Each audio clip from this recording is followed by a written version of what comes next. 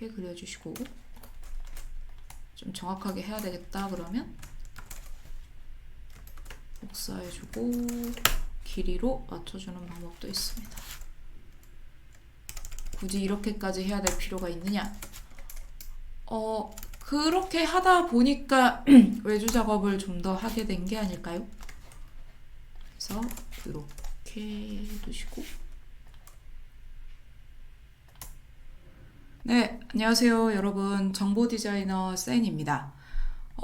오늘은 제가 엄청난 일정들을 소화하고 있는 관계로 사실 유튜브를 어떻게 찍어야 될까 잠깐 고민을 좀 했어요. 그런데 그렇다고 루틴상으로 이거를 안 찍는 거는 앞으로도 좀 조금만 바빠지면은 유튜브를 못 찍을 수 있겠다라는 생각이 들어서 지금까지 해보다가 그러면 한 주 정도는 좀 실제로 제가 작업하는 과정을 보여드리면 어떨까라는 좀 이기적인 생각을 해보았습니다. 원래 SNS라는 채널은 상대방이 어떻게 봐야 될지를 좀 고민을 해야 되는 상황이고, 사실 강사라는 직업은 다른 사람이 이 자료를 만들기 쉽도록 어떻게 보면 도와주는 게 IT 강사의 숙명이거든요.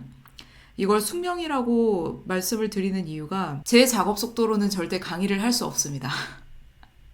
제가 유튜브를 여러분들께 보여드리면서도 약간씩은 제가 단축키를 쓰는 경우들이 있는데 이걸 중점적으로 말씀을 잘 안 드리거든요. 왜냐하면 이거를 다 해야 되는구나 라고 생각을 하시는 분들이 많으면 시작도 좀 어렵겠다라는 생각이 들어서 일부러 메뉴 설명을 좀 더 많이 드리고 좀 더 눌러서 설명하는 경향들이 있어요. 저 말고 거의 모든 IT 강사분들은 그럴 텐데, 그럼 실제 작업할 때는 어떻게 하느냐, 이걸 좀 보여드려야 사실 약간 강사로서의 좀 면이 서지 않을까요? 약간 제 개인적인 생각으로만 지금 좀 생각이 드는데, 이 자료 같은 경우에는 제가 종종 강의 때 실제로 수강생들과 함께 만들어 보는 자료인데요. 수강생들과 같이 만들어 볼 때는 한 2시간씩은 걸려요. 그래서 좀 하나하나 되게 디테일하게 설명하는 편인데, 실제로 단축키를 좀 더 쓴다거나 할 때는 어떤 정도로 작업을 하는지 한번 보여드리도록 하겠습니다. 처음부터 끝까지 쫙 보여드릴 거고요. 중간에 너무 길어진다 싶으면 그냥 빨리 감기로 돌릴 거예요. 그래서 여러분들은 파워포인트에서 단축키를 쓰고 조금 빨리 사용한다고 하는 사람들은 어떤 식으로 작업하는지를 좀 주도적으로 봐주시면 좋을 것 같습니다. 일단 원본 자료는 텍스트가 가장 많은 자료 위주로 세팅을 하는 편이고요. 도형이나 이런 도식 같은 것들이 들어가지 않은 상태에서 텍스트를 가지고 오면 거의 이렇게 나와요. 그래서 시작부터 끝까지 그냥 한 줄로 쭉 나열되어 있는 텍스트들이 나오고, 요걸 바탕으로 해서 이제 대부분의 분들이 이제 작업을 시작한다라는 거 봐주시면 될 것 같습니다. 사실 파워포인트 처음 작업해야 된다라는 입장에서는 좀 어려운 스타일이죠. 자, 그러면 이 원본을 가지고 어떻게 해야 되느냐? 원본 작업하기 전에 사실 미리 다 세팅을 해놔요. 지금 보고 계시는 것처럼 제가 슬라이드를 조금 축소해 놨는데, 그 컬러 부분이랑 자주 쓰는 텍스트에다가 본문 강조 제목 스타일 잡아놓고, 그 다음에 도형 미리 세팅할 거 다 만들어 놓고요. 그리고 여러분들 처음 파워포인트 켜시면 제목을 추가하려면 클릭하십시오, 부제목 입력하십시오 이렇게 나와 있잖아요. 요거 안 씁니다. 네. 이거 왜냐하면 텍스트가 들어가면 내가 더 편집하기 어렵기 때문에. 그래서 여기에서는 레이아웃을 이용해서 이렇게 한번 바꿔주고요. 자, 그리고 화면 위에 보시면 지금 이런 숫자들은 제가 안내선을 편집을 해놓은 건데요. 안내선의 경우는 그 수치에 맞춰가지고 가는 경우들도 있고, 요거 지금 텍스트가 좀 많은 편이거든요. 제가 작업할 때도 조금 많은 편이어가지고 좀 양옆에 여백을 좀 좁게 잡았어요. 그리고 컨트롤 키 눌러서 0.30까지 맞춰줍시다.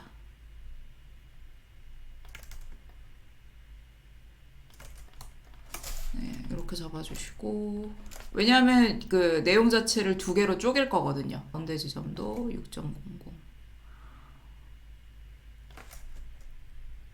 오, 중간에 하나를 안 했구만. 근데 그냥 갑시다. 9.20. 그러면 왼쪽 위에 제목부터 해가지고 내용들을 저희가 채워 넣을 건데, 그럼 여기까지 하고 나서 이제 원본을 가지고 옵니다. 원본의 경우는 제가 외부에서 복사를 해서 가지고 올게요. 자, 컨트롤 V로 복사. 보통 이러면 이 슬라이드 안에다가 배치해 놓고 이제 하나하나씩 바꿀 거 생각하시잖아요. 파워포인트 디자이너한테는 그럴 시간이 없습니다. 슬라이드 오른쪽으로 이렇게 옮겨주시고요. 자, 여기서부터 시작을 하는 거예요. 레이아웃을 어느 정도 판단을 하기는 하는데 작성하면서 바꾸는 경우들도 있고요. 그래서 지금부터는 약간의 ASMR과 저의 딴 이야기들이 들어갈 수 있습니다. 제목이 살짝 큰 것 같아서 조금씩 줄여가면서 갈게요.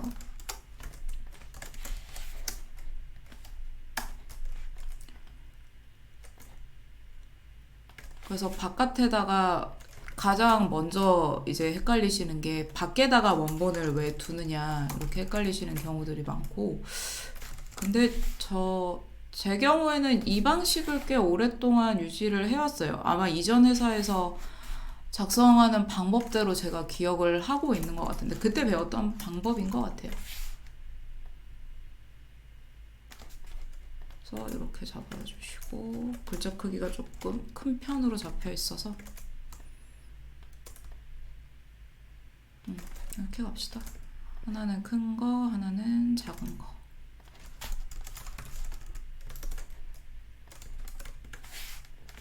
이렇게 하나 잡아주시고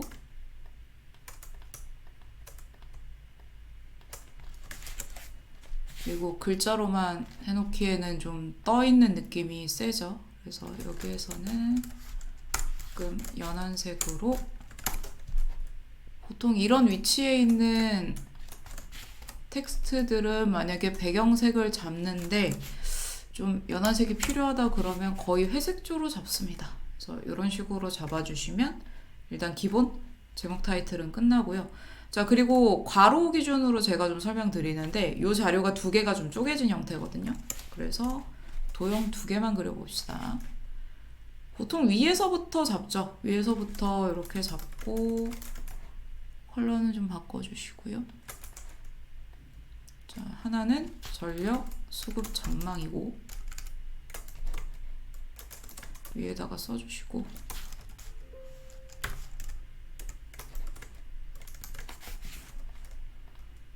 봅시다. 보통 이러면 이렇게, 그 다음에 가로로 이렇게 잡아주시면 되고, 그 다음에 텍스트는 웬만하면 본문 스타일로 다 가져와 주시고요.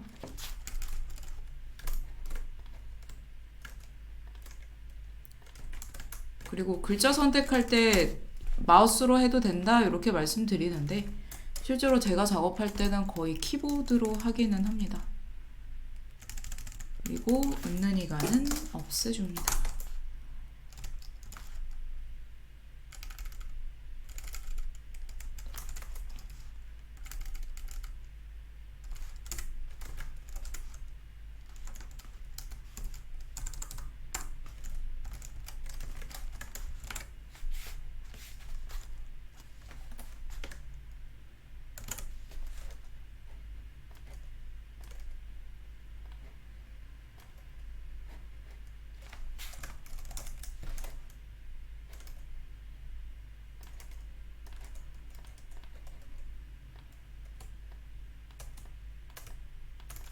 이렇게 설정해 주시고요. 자, 그리고 이게 보통 내용을 설명하고 그 다음에 거기에다가 이제 필요한 그거에 맞춰서 이렇게 디자인하면 됩니다 라고 설명을 드리는데 지금은 굳이 그렇게까지는 가지 않아도 될 것 같아서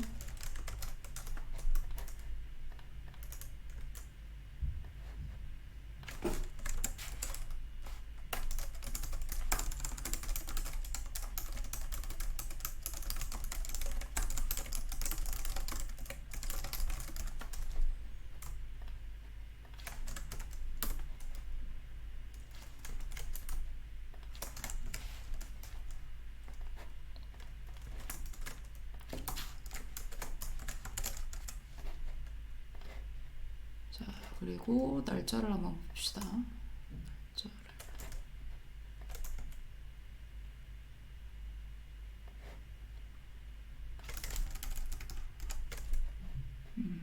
12월 10일부터 이게 조금 예전 자료여서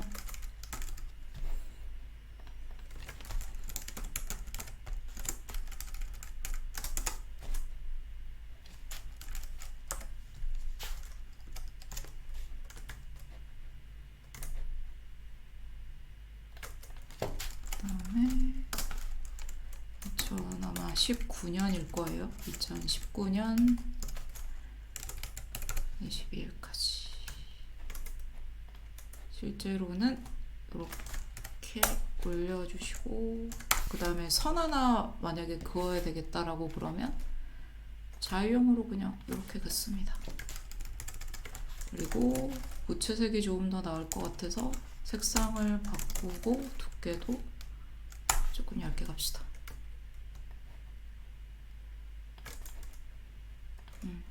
이렇게 하나 가주시고요.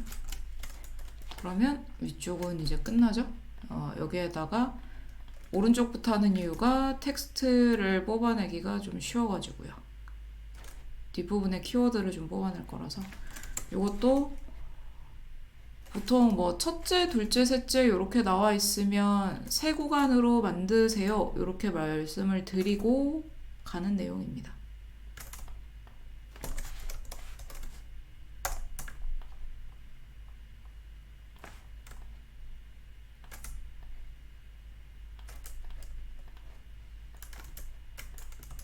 뭐 안에서도 서식 복사 이용하기도 하고요.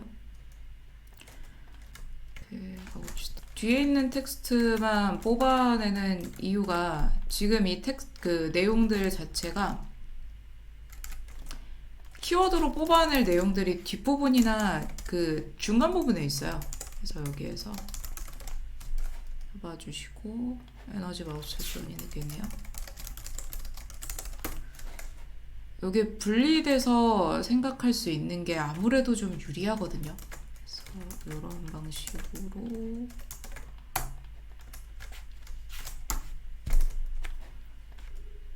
자, 그리고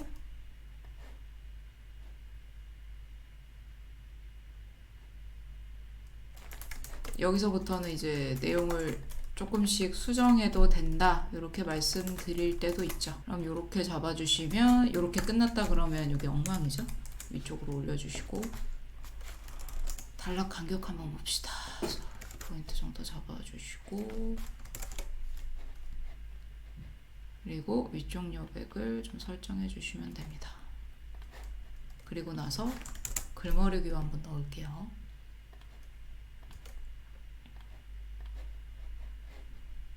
간격 좀 줄여주고 네, 이렇게 잡아주시면 되고 저는 조금 한 줄에 들어가는 단어 수를 좀 많이 줄이는 편이거든요. 그래서 그리고 이런 걸 잘 못 봐요. 이거 이런 식으로 나와 있는 동절, 기, 난방 지원 뭐 이런 걸 잘 못 보는 편인데 자동으로 잘라주는 것도 사실은 그렇게까지 마음에 안 들어서 제가 좀 읽어가면서 편집해주는 편이고 이러다가 오타 발견하는 경우들도 많고요. 그래서 이런 방식으로 잡아주시면 얘도 아웃. 제일 어려운 부분이 남았습니다. 여기까지 하면은 이제 텍스트로만 나오면 재미없을 타이밍이거든요. 그래서 이때 어떻게 하느냐면 요 내용 자체를 이해하고 나면 그래프를 그리는 게 쉬워요. 그래서 최대 전력이 어느 정도 되는데 거기에서 우리는 공급을 더 할 수 있으니까 우리 예비력 이 정도 있다라는 거거든요. 그대로 그리기에는 크기가 굉장히 큰 편이라 제가 따라 그리는 걸 좀 추천을 하는데 그 다음에 2018년 12월에는 1032 네, 이렇게 닫아주시면 되겠습니다. 대충 이렇게 잡아줍니다. 왜 제가 대충이라는 말을 강조를 하느냐, 이걸로 그릴 게 아니라요, 이런 식으로 잡아놓고 이거 따라 그릴 거예요. 두께를 조금 더 올릴까?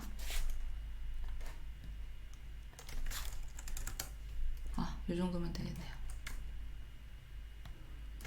차트를 슬라이드 안에 바로 넣으면 그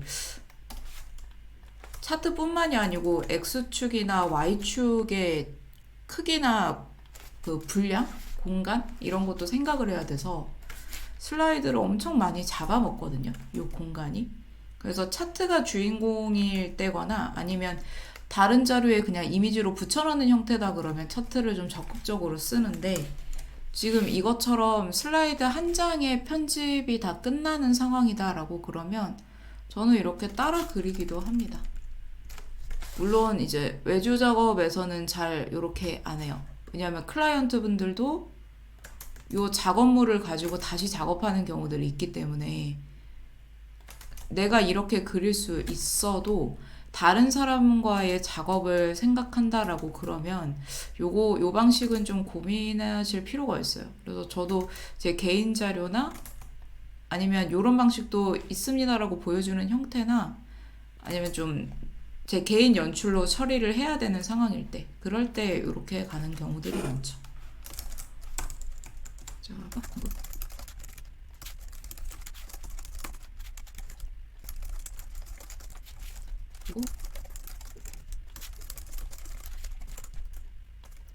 그리고 그래프나 차트를 따라 그리실 때 가장 주의하셔야 될 부분, 헷갈리지 마십시오. 제가 이거 일일이 쓰는 이유도 실컷 그려놓고 그 슬라이드 정리가 안 되거나 이러면은 100% 헷갈리거든요. 그리고 이런 그 기간이나 이것도 제가 따로 빼서 쓰는 이유도 사실 그런 것 때문이기도 하죠. 2019년 2월이죠.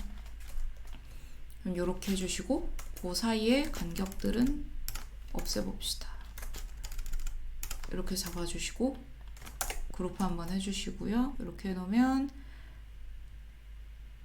그래서 요거를 쓸 공간이 훨씬 더 널널해져요. 요거는 제가 쓰는 그냥 구분하는 방식 정도로 보시면 될 것 같고 그리고 그룹화 지어놓은 도형이기 때문에 최대 공급 능력 기준으로 해서 그냥 이 공간을 다 써도 상관없거든요. 여기에다가 이렇게 늘려주시면 됩니다. 그룹화 되어 있는 상태라는 가정에서요. 그래서 이렇게 잡아주시고 그럼 여기에서 이제 디자인 해주시면 되겠죠? 최대 공급 능력은 실제로는 요렇게까지 할 수 있다라는 거고 실제 사용했던 내용은 아니기 때문에 가상에 요 정도로 있다고 가정합시다에 해당되는 부분이라서 보통은 점선으로 편집합니다. 그리고 텍스트 컬러를 조금 진하게 가봅시다. 그리고 오른쪽으로 끝부분으로 잡았고요. 그 다음에 최대 전력 수요 혹한 기준이죠. 혹한 기준에서는 이걸로 잡고 그 다음에 최대 전력 수요 둘 다 기준으로 남죠. 얘네가 사실 실제 가능성이 높았던 내용들이고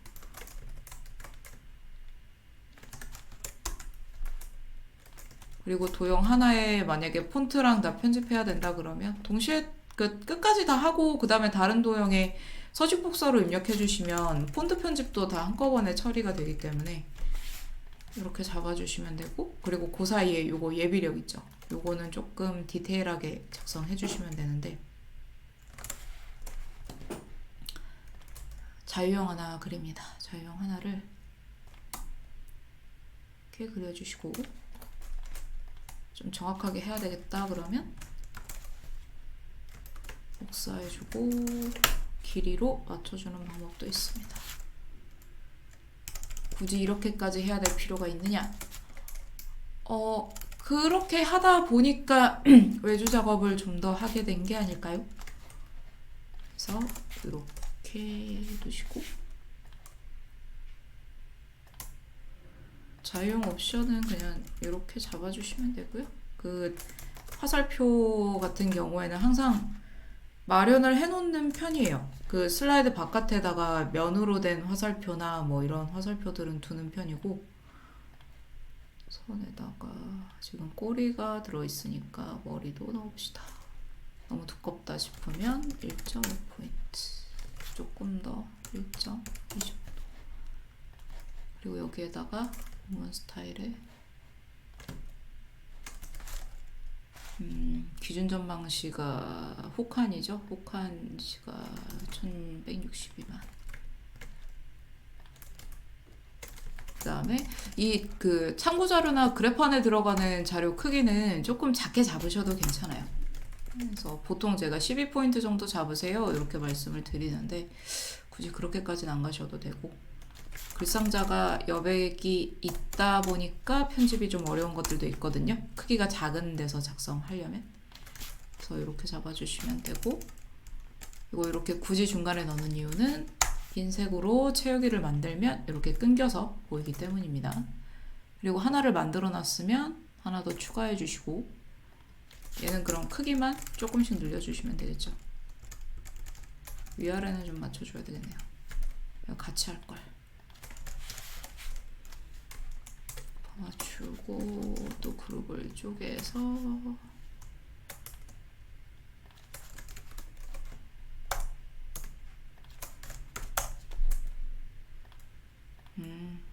정렬 기능이 다 안 먹는 경우들도 있습니다. 기준 전망 시에 152 1522만 이렇게 잡아주시면 일단은 좀 큰 사이즈의 것들은 다 처리가 됐고요. 그래서 사실 제가 갖고 있는 모든 유튜브 콘텐츠를 이런 방식으로 만들어 보고 싶었는데요. 방향을 조금 선회한 이유가, 물론 이 방식도 저는 종종 쓸 것 같기는 해요. 근데 제가 파워포인트를 가지고 꽤 오랜 시간 동안 강의를 하고 이렇게 하고 있긴 하지만, 저는 다른 스타일들의 자료들도 꽤 많이 만들어 보고 싶거든요. 그런데 요거를 다 사용을 하게 되면은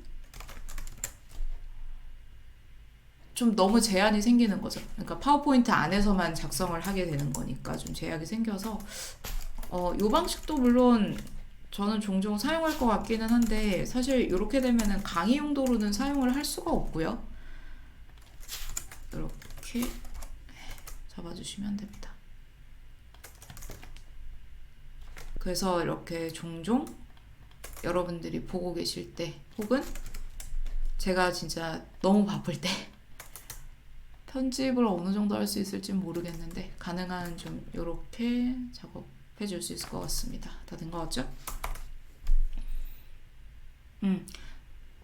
약간의 정렬 문제는 좀 수정을 해야 되겠지만, 지금 보시는 것 같은 편집을 개인적으로는 좀 하는 편입니다. 요거 처음 만들 때는 한 2시간 걸렸었거든요. 그런데 아무래도 익숙해지는 부분이 있고 완성본이 머리에 있는 경우들이 있다 보니까, 네, 요런 형식대로 편집하는 것도 한 20분에서 30분 안으로는 처리 가능한 걸로 좀 하고는 있습니다. 근데 물론 처음 작성하시는 분들이 요렇게 하기에는 사실은 쉽지 않고, 오히려 작업 시간을 쓸데없이 늘리는 경우들도 있어서, 수강생들한테 이야기할 때는 한 요 정도 부분만 따라 하실 수 있으면 된다, 조금 더 하시는 분들은 요 정도만 할 수 있으면 오케이다, 사실 이것까지 하면 전체 다 작성을 하는 거기 때문에. 그래서 이런 형태대로 단축키만 쓰게 되면은 쉽게는 좀 아니겠어요. 그냥 빠르게 할 수 있다 정도로 보여드리고 싶었습니다. 네, 그러면 여기까지로 해서 오늘 영상 마무리 짓도록 하고요. 오늘 영상 재밌으셨거나 좀 기억에 남는 부분이 있으셨다면 좋아요 버튼이나 댓글로 한 번씩 의견 남겨주시면 감사하겠고요. 이후에도 파워포인트 디자인이나 아니면 데이터 시각화 관련된 내용 궁금하시면은 구독 버튼과 알림 설정 눌러주시면 감사하게 또 찾아뵙도록 하겠습니다. 수고 많으셨습니다. 다음에 뵐게요.